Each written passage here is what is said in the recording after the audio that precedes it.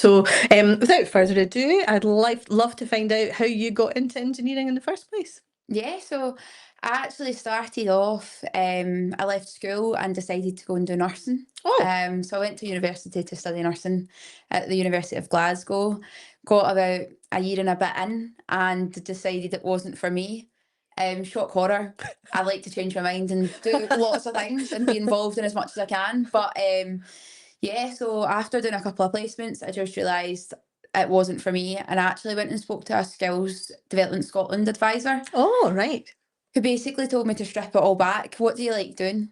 And from that, we were able to kind of analyse where do I want to go from here. So my first kind of steps into the engineering world that followed were a year in the industry placement with Scottish Power. So Scottish Power Energy Networks based in Kilmarnock. I worked with their maintenance team. Right. And it was good because it was a bit of a hybrid of being in the office, going out in site, kind of understanding how the network worked for them. So that was a really good opportunity. And at the end of that, I kind of made a decision on where do I want to go next. So I've always liked the idea of being involved in kind of project management, things like that. But something that was key for me, having done a brief stint with some engineers, was a lot of the project managers don't understand what they're asking people to do. Okay. So for me, something that I really wanted to do was get my engineering degree so that I could Mhm. kind of put the theory behind Yeah. what I was doing.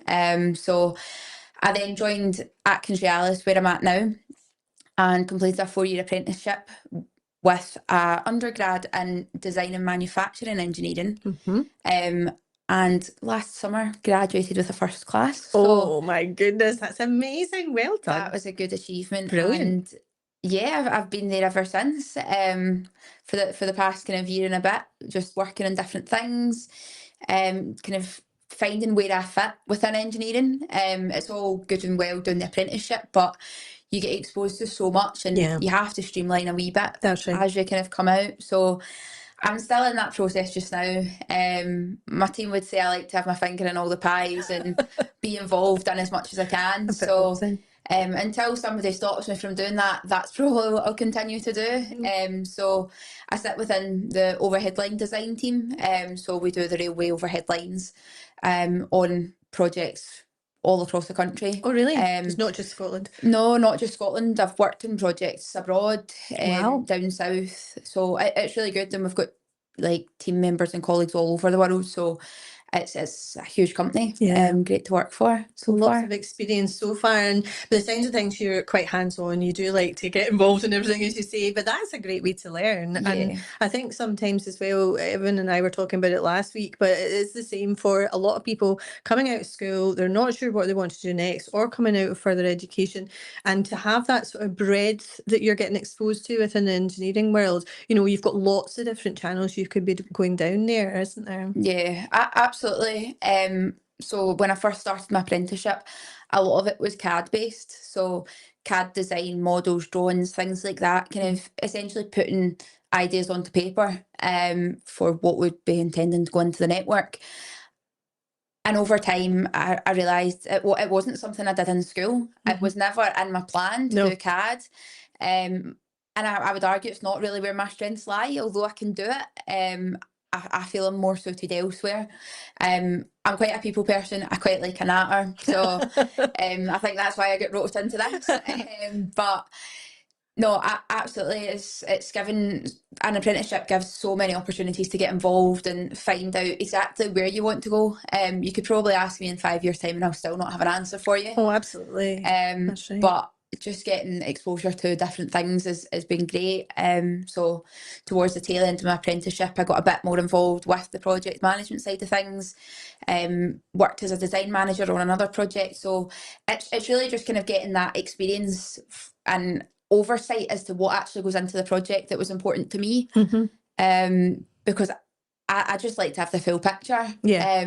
You can't be a master in everything, is what I consistently get told, but we can try. Um, so if I can do my best to understand as much about each of the disciplines and each of kind of the areas of work that I'll be kind of collaborating with, then I just feel like overall that will kind of lead into being a better kind of full-rounded engineer, project manager, engineering manager, wherever I end up. I know, And the absolutely. skills will just kind of all combine together. That's right. You've got to, I mean, I totally agree. Again, it's that sort of overview, and then you're almost having like a holistic approach to how you're doing Absolutely. things, and it's much better to have that, I think, and have a clear picture. Yeah. So what does a sort of day in the life of you look like then? It's so varied by the sounds of it. Yeah, I mean, at the minute, I really am doing a mixture of so many different jobs. If I go through the start of this week, I'm working supporting the engineering managers on a couple of projects. Separate to that, I'm working supporting the project managers in a couple of projects. So getting a bit of a spy from a technical point of view and from a commercial point of view. On Tuesday, one of the projects I'm working on needed somebody to go in and do some CAD design. So that was me fired in for the full day, making sure to get these kind of drawings, conceptual drawings and layout plans and things pulled together. And then on Wednesday, I was just back to doing the engineering management, project management support that I've been doing. So having got that skill allows for me to adapt what I'm doing and kind of go where the business needs, which I think is really important. The further up you go, a lot of people kind of potentially either lose their skills because they're not utilising them, Yeah, that's right. or a lot of people don't have them because it's not their background. They're specialists in what they're doing at the minute, but everything that falls underneath it, they maybe don't understand what's actually going on. So being able to kind of work from the ground up and see how much of an impact it has when you actually do know what's going on to an extent. Don't get me wrong, I don't know everything, but to have that from like be familiar with what's going on, it just makes a world of difference. So Thursday, Friday, yeah, I've been back to doing my kind of EMPM jobs that I've been doing. So And now you're on a podcast. and now I'm on a podcast, and that was not in the lifeline. So There you go. first times for everything. So varied, I know. And are there many other women in your department? Are you working with a quite a varied So group of folk? within our team, there's myself and another assistant engineer. So she actually was the apprentice a year ahead of me. All right. But other than that, it's just the two of us in our wee OLE team. But as you kind of look a bit wider, there's a bit more variety when it comes to the project managers. Again, engineering managers, there is some female, but not an overwhelming amount. So it is mostly men. Yeah. But there is people to bounce off of, if need be. But That's good. within our team, there's just the two of us, and recently we've been given a new line manager, and it's just the two of us in that team, so it's quite good. We keep telling him that we're the girly pops. So It is. It's a funny thing because when you're a woman in engineering, there is definitely there are less women than there are men, and whether that is something to do with opportunities or whether it's actually just women maybe don't naturally think of engineering as a career, or maybe perhaps they just want something else to do. I don't really know the reason why there are less, to be honest. But I think more and more now we're seeing the change, and I think it's important to have equality in the workplace. It's not about having so many women, so many men. It's about, have you got the right person in the role more than anything? But there are definite strengths and weaknesses that both sex bring to a role and a Absolutely. job. So would you find that you've ever come across any sort of issues with the fact that there's maybe a male background in it or culture in a business? I know you've only worked in the one, but Yeah, I wouldn't say I've had any issues in any of the companies I've worked with. I think everyone's been really supportive. It hasn't mattered whether or not I'm a boy or I'm a girl. So it's not really been something that's caused a barrier for me yet. In the future, potentially that opens up. I know that women are more likely to leave engineering than men. I think we were talking about this earlier, but yes, that average age for a woman leaving the engineering industry is 43.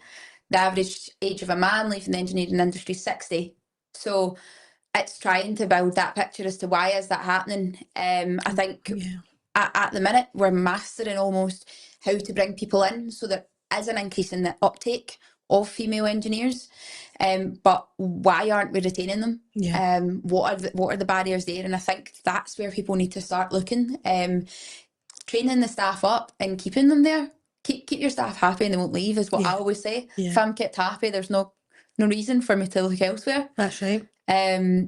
Because at the end of the day, if you're happy, it's the main thing. I think sometimes these days as well, that's more important actually. I know from a lot of people that I've spoken to recently, it's the job satisfaction, it's the fact that they can have flexible working hours around their families. That's now becoming a priority much more so than actually salary Yeah, or whatever it may be. And you want to work for a business that you believe follows your own values and culture. I think that's so absolutely. important, especially what I do with my own role in Ailsa ESG. We're looking at sustainability, and a lot of the time, in the past, 20 years ago, people would have been like, "Oh, what is all that rubbish?" Don't. Yeah, It's just a tick box. But actually, nowadays, it's so important to culture and to retaining people and talent, but also attracting it, because you want to work for a company that you believe is absolutely. doing the best for you and the environment, and all these values that they hold. It's really important. And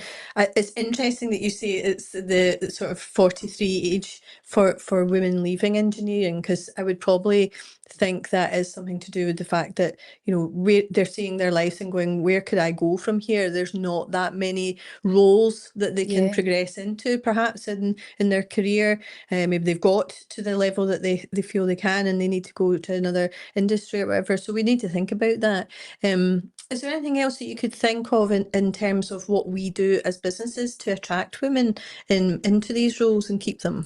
Yeah, I think like starting from kind of the ground up, bringing people into the company, it's just about education. I think companies are a lot more aware of it now, and there is a lot more kind of school outreach, and there is a lot of positive movement from companies to attract kind of the right person for the job, Yeah. both genders. Yeah. I think we're starting to see the kind of flip of not only is kind of STEM subjects attracting more women, but also your kind of other industries like teaching and things are actually attracting more men, Yes. nursing and things. Yep. So it is almost that flip. And I think the kind of key to it all is making sure people are going, one, where they're going to be happy, and two, where they're best suited, Yeah. which it doesn't all happen from the get-go, as No. I've discovered. You have to kind of take your time and work out, and if something's not going right, then you've got the world in your hands to change it. That's right. So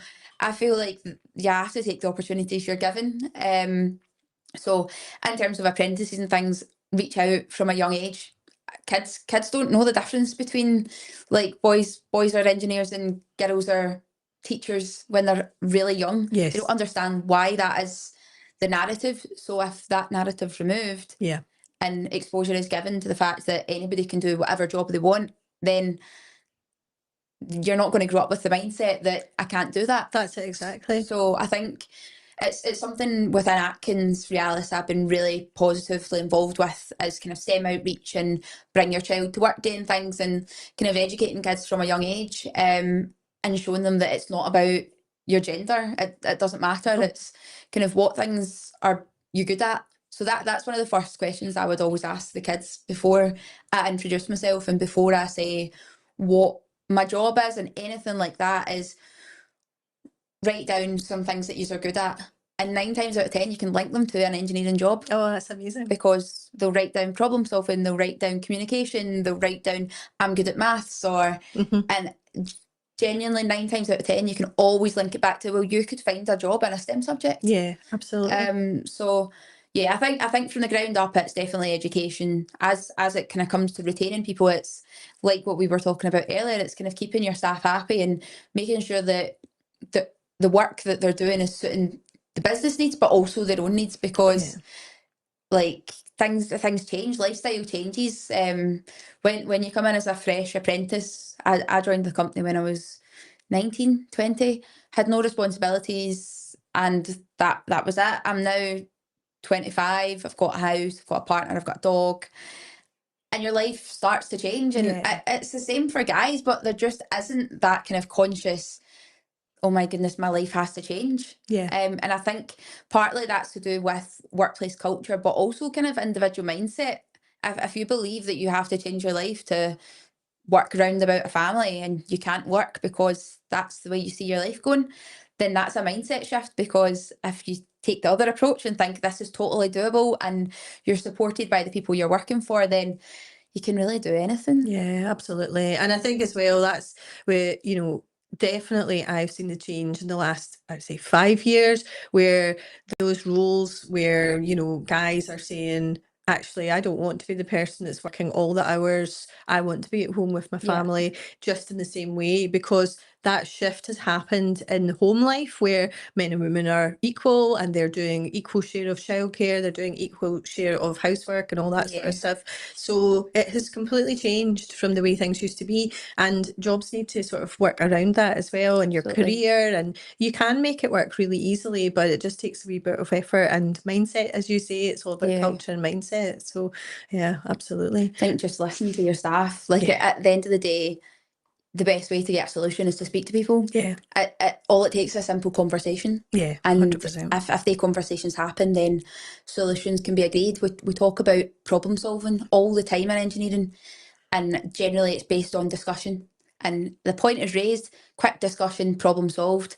But when it comes to things like this and personal life, we tend to take that narrative away and think, actually, no, we don't want to apply the problem solving strategic. Mhm. This has to have a big cloud over it. We can't speak about it. Mhm. That's just the way things are. Mhm. But really, if you take it to the table, 9 times out of 10, you'll get the solution that you're looking for. Yeah, absolutely. And it'll work for both, Mhm. work better. Yeah, absolutely. And it is using your skills as an engineer. It's exactly Absolutely. what you would do in your everyday Yeah. life as well. So no, that's really interesting. And it's great to hear that you're doing the outreach with STEM as well.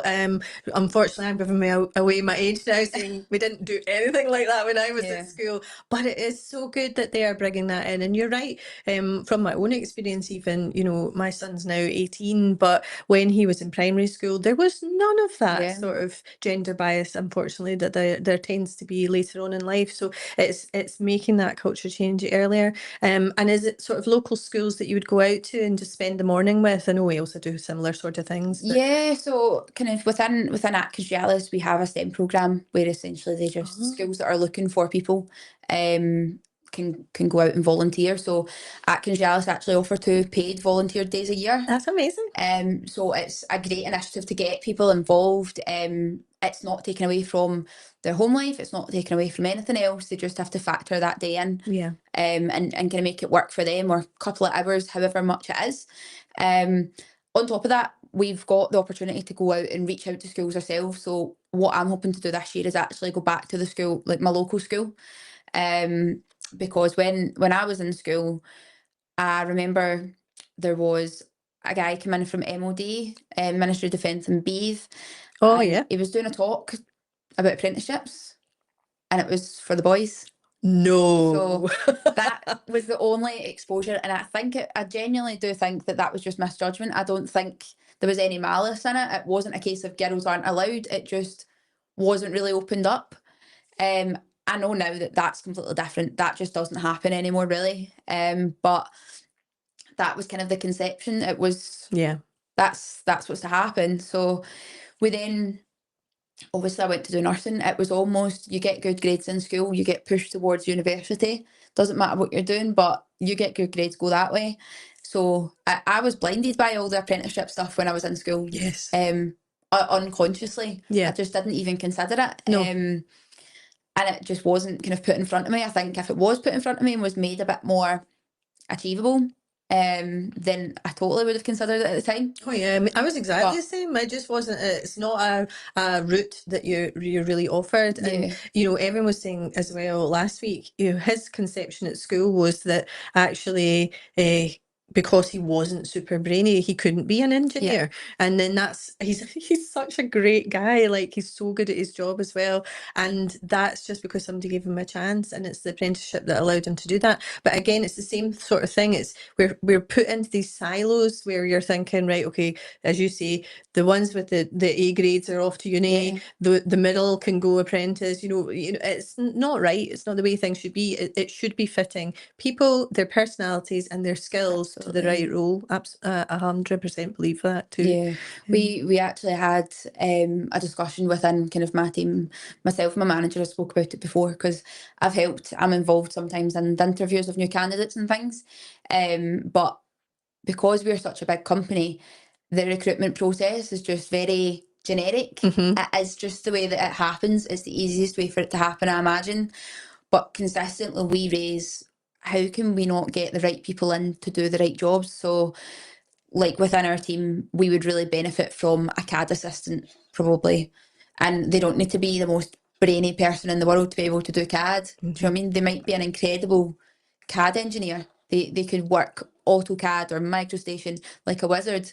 But if they've not got on paper grades that make them look good, then they're not getting a job. Yeah. And constantly we talk about that and just kind of say, why are we not targeting people for their jobs? And additionally, I think within the railway industry anyway, how can we attract people from other industries in? Because I think it's very stereotypical that once you're in the railway, you're in the railway for life. For life, And yeah. all of that. Yeah. But actually, I think we would benefit from having people from other industries bring different skills that we don't have. Yes. So whether that be people with an IT background, whether that be people that are computing science, or I honestly, I don't know, but the amount of kind of skills that can be spread Yeah. throughout the industry would be so beneficial to have people that aren't all thinking in the same mindset, because No. I think that's what's missing. That's right. That's exactly it. And it's so funny you say that about the recruitment policy and things. That is such an important part of getting the Yeah. right person. From my own experience, sadly, my poor husband, because he stayed at home and brought up our child, then when he came to apply for jobs, he was automatically being sifted out by AI because he had a split. You know, there was a job break, and that happens to lots of people, you know, where they just scan it and you're scanned and you're discounted. But actually his transferable skills are amazing, and he had loads of stuff that he could offer an employer. And exactly what you're saying, doesn't need to be within the railway industry. There's loads of transferable skills from different sectors that could really absolutely bring experience. So it's really interesting. What else was I going to ask you then? Oh yeah, what does the future look like for you then? It's so exciting. You're doing so much. You were telling me you're doing a master's. Yes, so at the minute, my company have actually sponsored me to do my master's in engineering management and process excellence at the University of Strathclyde. So at the minute, I go to that one day a week, kind of for a couple hours, and do my modules, and I just fit it round about my day-to-day job, where I You can. just fit it. It's But a lot of work. it's one of them. If I didn't do it now while I was in the flow, I just would never have done it. And it was something I was keen to do because, like, when I joined Atkins Realis, I didn't get a say in what I'd done.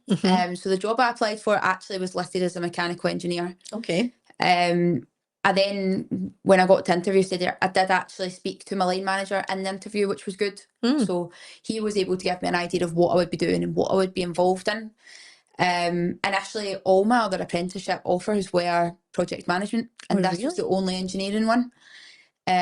So again, the main reason I took it was because I wanted to get the background knowledge. I wanted to be an engineer, to be able to have that theory. So I spoke to him in my interview, kind of explained that. He said, look, you can get involved in as much as you want. And I think, I don't think he quite expected me to get involved as much. You did. But yeah, so it's kind of given me the opportunity to move forward. But I didn't get to pick the degree or like the university or anything like that when I joined the apprenticeship. But when it came to my master's, it was within my control, and this was something that I kind of wanted to expand on.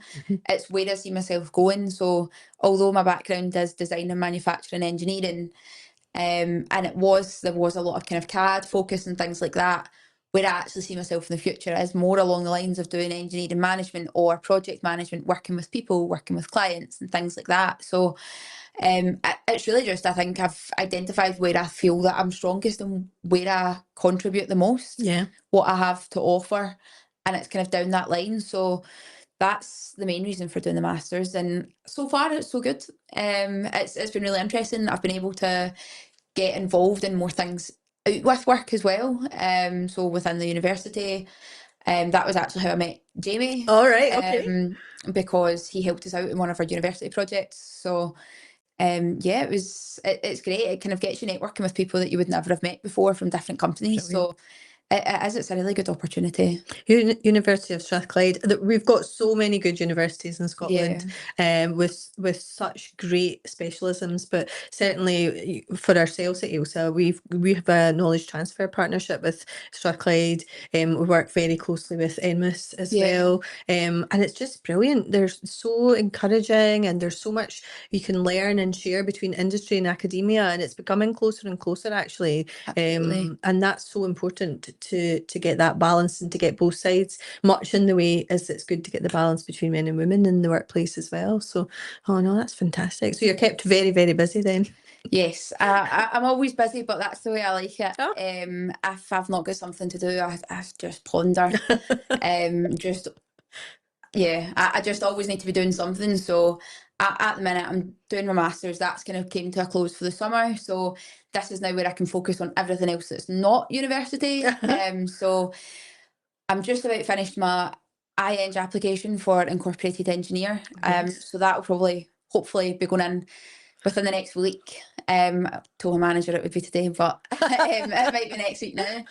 And then I also have started the e-learning for the APM fundamentals course, so the project management fundamentals course. Again, just to get that broad variety of knowledge.